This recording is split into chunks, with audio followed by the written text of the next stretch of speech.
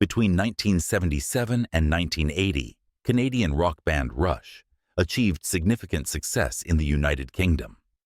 Their albums Hemispheres and Permanent Waves were very well received, showcasing the band's progressive rock prowess and complex musical compositions. The singles The Spirit of Radio and Closer to the Heart garnered substantial radio play, further cementing their popularity. Rush's dynamic live performances during their UK tours captivated audiences, solidifying their status as a major international act. Here's vocalist and bassist Geddy Lee interviewed on the Friday Rock Show on UK radio in June of 1980. By a trio by the name of Rush. Last night they were in Newcastle. Tonight they've actually got a day off. Then they're in Leeds, Deeside, Manchester, and Birmingham, and Leicester, and then Brighton. I met up with Geddy Lee the other day, and you'll hear the outcome of our little meeting and chat after this. And that was Spirit of Radio. That, of course, is by Rush. And our guest in the studio at the moment is the man who sings that song, Geddy Lee. Geddy, welcome. Hello. Awful thing I read about you just before we started this chat. In a Rolling Stone book, your voice is the cross between Donald Duck and Robert Plant. Oh, really? That's rude. Yes, isn't it? I mean, it really is rude. But then people have been very rude about Rush over the years. They have known to be, yeah. Why have they been so rude about Rush? I don't know. I guess we're a band that a lot of people don't understand. It's the way I figure it. A lot of our influences in our early days were pretty obvious, so we had the unfortunate thing of being around when a lot of people who taught us what we do were around still. And, people like Led Zeppelin and such. And my voice is definitely on the different side of things, so it definitely can be irritating to those who don't appreciate it.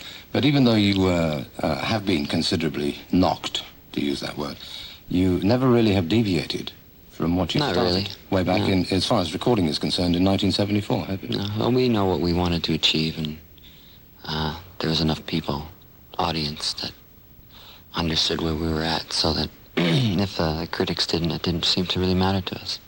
There is, though, I think, as far as the latest album is concerned, and as far as Spirit of Radio is concerned, a tightening up of your music. Yeah, well, we're maturing as songwriters for sure, and the whole point of Permanent Waves was to try to use and assimilate everything that we'd learned on previous albums and to write a more concise album. Yeah, that's very true. When you say concise, could I possibly remove the word concise and put commercial in there? No, that wasn't our intention.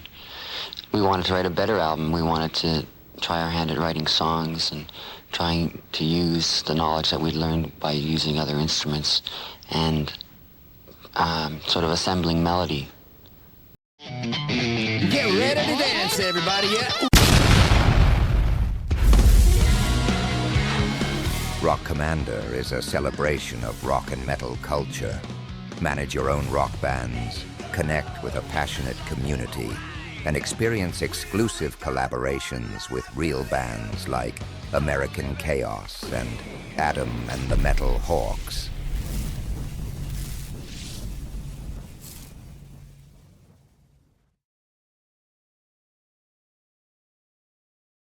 Better than we have in the past, and that was the main intent of the album.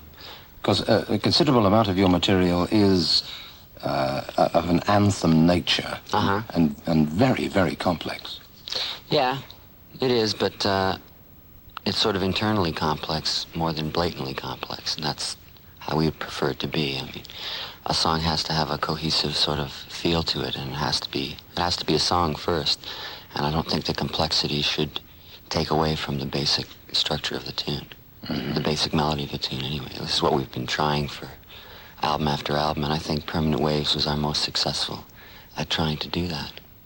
Well, here's, if you like, an example of what I think is the complexity that was very much Rush of some time ago. This is Cygnus, and that's from the album Hemispheres, and I'm talking to Geddy Lee from Rush.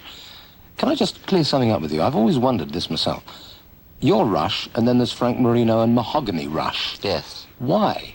I don't know. Did he nick your name, or was it vice versa? No, it was, I think, both totally innocent situations. What happened was, they're from Montreal, we're from Toronto, And we both started touring the United States exactly the same time, and both started releasing albums around the same time. And they were just called Mahogany Rush, and we were Rush, and there was a lot of confusion because we were both trios.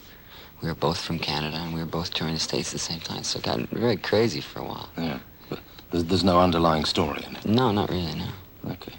For a long, long time in this country, you've been a very strong cult band with a voracious, small audience. I think it's safe to say that you're now in the middle of your current tour here, that you've finally broken across the board. Mm-hmm. What is it about your music, do you think, appealed particularly to that small following that you had in this country? Well, that's a really difficult question for an artist to answer, I think.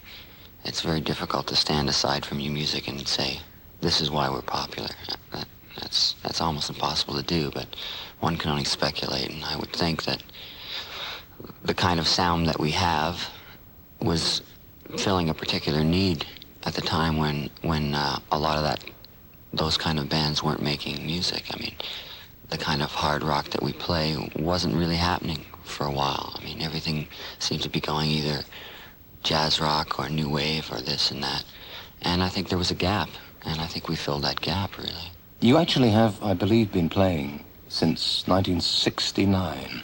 Yeah, about there. That's when we really formed. But professionally speaking, 1974 was really our first year, and seeing as Neil didn't join the band till, I guess it was 74.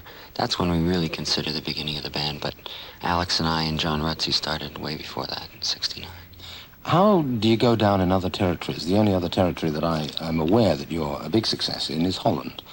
What about Japan? In Japan, we've had very little success, actually.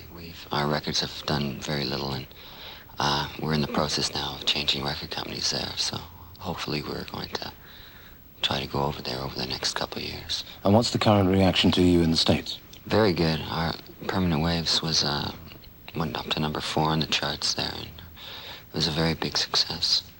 And the tour was almost a total sellout. You've received a lot of critical acclaim this time around from the same people, I think, that were knocking you last time. Yeah, that's really true. We broke through that barrier, finally. Which must be very gratifying. It is, because there's a lot of people that came out, a lot of writers came out on this tour, and they'd come up to us before the show and they'd say, well, look, I never really liked your band very much, but you know, something's going on. There's all these people here that are getting into it, so I'd like to give it a chance and see if I can understand where you're at. And a lot of them did come around. I mean, some of them haven't, but that's fair enough. One thing that seems to come out in their critical appreciation of you is the fact that you have an enormous amount of amplification, but you use it very, very cleverly.